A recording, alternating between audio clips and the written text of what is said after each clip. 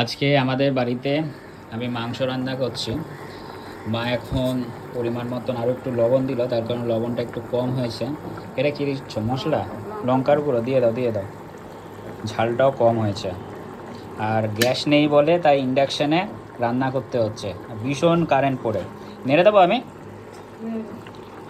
চলো নেড়ে দিই। দেখো কি সুন্দর লাগছে, লাল লাল ঝাল ঝাল। কী দিলে এটা আবার?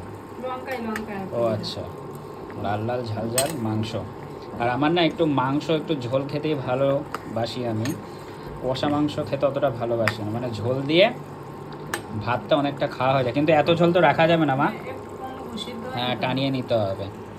এত ঝোল রাখলে আর মাংস কোথায় থাকবে। আলু এখনও হয়নি? হ্যাঁ, আলুটা একটু সিদ্ধ হওয়ার বাকি আছে। হুম হুম। আর এই হচ্ছে আমাদের বাড়িতে আজকে মাংস। থাক মা, নেড়ে দিয়েছে। ঢেকে দেবে কি? ও আচ্ছা, হ্যাঁ, এই ইন্ডাকশানে একটা জিনিসের যেটা সমস্যা হয়, মানে খুব তাড়াতাড়ি রান্না হয়। আর ইন্ডাকশানের সামনেই থাকতে হয়। একটু ইন্ডাকশান থেকে দূরে যদি যায় না, তাহলে ফট করে উতলে যায় সমস্ত কিছু, ভাত দুধ থেকে তরকারি থেকে সব। আর এখানে খুব সুন্দর কিন্তু এখন মাংস রান্না আছে, লাল লাল ঝাল ঝাল।